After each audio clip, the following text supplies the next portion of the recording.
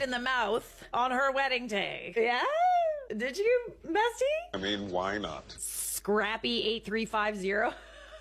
Scrappy got a little scrappy? All right, let's hear it. Okay, I know it sounds awful, but bear with me. Bring a bear with me. Can we bring up a bear? Here's the bear. I was there, and I still can't believe this day even happened. For context, this happened April 21st, 2012. I, 33 female at the time, was living in Florida, and a friend of mine was going to a wedding right across the Florida line, and he invited me to tag along, especially since it was a long drive. I like going to weddings and road trips, so I said, heck yeah, let's roll. After a 6-hour drive, we roll up to this cute little house on a few acres of land in the rural south the day before the wedding. I meet the bride and groom, a lovely couple in their early 20s, and I see this as a family affair with everyone working at setting up things. So I roll up my sleeves and I start helping. About 15 minutes in, I realize that the wedding and reception is going to happen in the backyard, and that just about everyone doing the work was varying degrees of inebriated, and they were out of alcohol. Uh-oh. I mean, to be fair, I probably would need a few beers in order to do work outside to make it more enjoyable. A few people wanted to drive to get more. Well, this trip was so last minute, I didn't have time to shop for a wedding gift, and being sober, I volunteered to drive to the liquor store and get supplies. Look at you rolling up your sleeves, helping the alcoholics get more alcohol. Love it.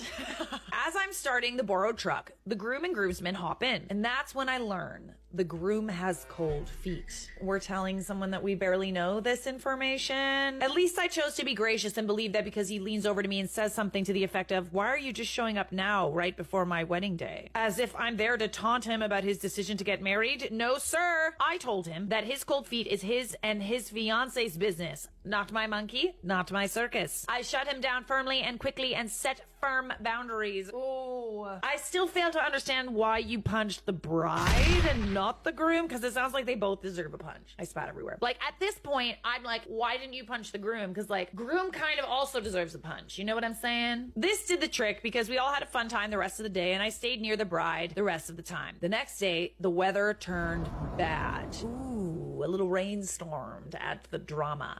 The couple had to move the ceremony inside the living room due to the rain. So there we all were, squished inside, but it was cozy and cute, and the ceremony goes off without a hitch. And that's the last thing that goes right. Oh dear, oh dear, oh dear, oh dear. At this point, I'm like, what happened to make you need to punch the bride? For your sake, I hope she deserved it.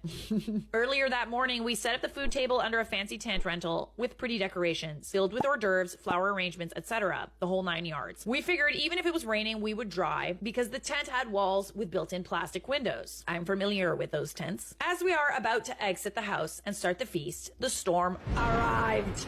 I like how it's in all caps. The tent stakes began to come loose, and so a few of us went out to try and hold the tent down while the guys secured the stakes. But as I grab the closest part of the tent near me, the wind pulls both me and the tent up into the air a few feet. This part is captured on video, but I'm wrapped in the wind-blown tent, so all you see is my feet. I'll try to post the tent pics here, though. Oh god, we've got pics? Oh, we've got pics. Oh yeah, those are some pics. The storm blows out just as quickly as it blew in, and there we were, me and 3 groomsmen soaked to the skin and painting. Oh, not painting, panting. You're panting, not painting. I'm like, oh, painting, that's fun. The food is gone, there's debris everywhere, the chairs and tables are overturned, the reception is effectively ruined. And now to the title story. The wedding party starts drinking. Remember, I bought alcohol the day before, and at the time, I was working as a bartender. I had put my skills to work for the newly married couple and made Jell-O shots, mixed drinks, etc., and was keeping the party going. Wow, you did all of this for someone that you don't even know? Impressive. So far, I like you. Well, the inevitable happened, and as the sun disappeared, so did the alcohol. Everyone was having a good time, and the bride didn't want the fun to stop, so she decided we should all go to a club, aka backwoods bar, and keep the party going. So we load up in cars, hopefully no one drank and drove, to the club, and we're there maybe for an hour before the maid of honor starts to round us up and says we have to go. The bride is getting kicked out. I have no idea why or what happened, so I follow the maid of honor. We get in the car, the best man is driving, the groom is in the front passenger seat, the bride is sitting in the back driver's side, I'm in the middle, and my friend is next to me in the back passenger side. The bride is angry. raging. She wants to unalive the groom and no one is going to stop her. Oh God, what'd he do? Oh God. If he was already hitting on you, I feel like he did something. No way. She's screaming about how she's sorry she married him. She made the biggest mistake of her life. She's going to rip up the marriage certificate instead of mailing it in. She has a technicolor tantrum, the likes of which I've never seen before. She goes for the groom from her seat in the back behind the driver and climbs over me to attack her new husband, and in the process elbows the driver in the temple and causes him to jerk the steering wheel. Oh dear Lord. Not while we're driving, bestie. Not while we're driving. The car swerves and we almost leave the road. Mind you, I'm not at all sober and I got mad and tell her to stop before something bad happens. She calms down for about 3 seconds before she goes for the groom again. So I've had enough at this point. I don't want to be unalived, so I punch her in the mouth. Oh my God. Oh my God. This is when I learned that people don't go to sleep when you hit them in the face. Like in the movies. I'm dead. No, they don't. Go to sleep, go to sleep.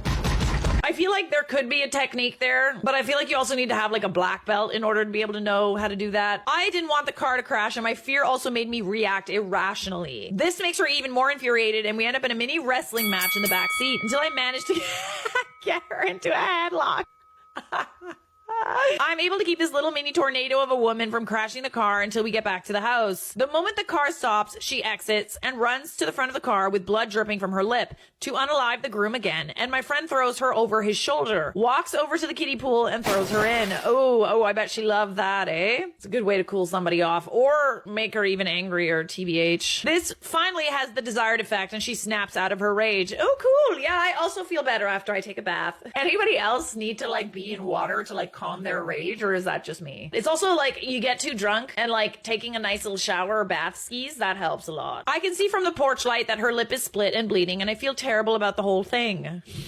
I take her inside and get her showered and put her to bed and finally get the story from her. Ooh, oh God. Oh no. Oh no. She caught her new groom in a compromising situation at the bar with another woman on their wedding day. Oh God. And then you punched her. Oh dear Lord. That's gonna be a yikes for me, dog. I mean, this isn't an am I the a-hole, but we'll decide that at the end. The next day as we're packing up the car, I apologized for hitting her and she apologized for putting us in danger and we hugged it out. Oh, that's good. That's good. I'm glad you guys were able to like smooth things over. I also told her about the groom's choice words to me on the trip to the liquor store so she could make an informed and sober decision. I told her she had every right to kick his sorry ass to the curb. She's an influencer now, and from what I see, it looks like she's still married to him over 12 years later. Wow, that's surprising. Really? Really? I wonder who it is. She's even more beautiful now than she was back then, and he looks like a withered hillbilly. Keeps his spit can nearby. They have adorable children and the pictures online are idyllic, but I don't have any faith that the groom changed his ways, only that he got better at hiding his shenanigans. My goodness. Honestly, at this point, I feel like you should have punched the groom and not the bride. But like, I guess you didn't have that sort of information beforehand. You're not asking if you were the a-hole. I feel like in this situation, you acted under duress. I'm not sure if punching the bride was the best thing to do, but also like, what would you have done otherwise, really? Strap her in. The headlock was a good choice. To be honest, I feel like she was acting reasonable, everything considered. Like, that is really the only reasonable response to catching your groom with another person on your wedding day. Florida, I don't need to read on, but I will. Why does everything like this always happen in Florida? I really hope Charlotte covers this story in one of her videos. Ask and you shall receive. Her reactions will be so hilarious. I'm sure she'd try to sleuth out who the bride is. You guys know me too well. So what the groom did was bad enough for the bride to try and get everyone into a ditch beside the road, but not bad enough to divorce him. Okay. I mean, that's a good point. Like, if you were this mad, bestie, you really should not have stayed with this person. You had a right to be mad. Like, definitely. At this point, you're an a-hole for staying with him, Miss Bride, Miss Thang. This is the kind of story you read with a hick twang. Listen here. I could have. There's a lot that would have been really funny with a hick twang.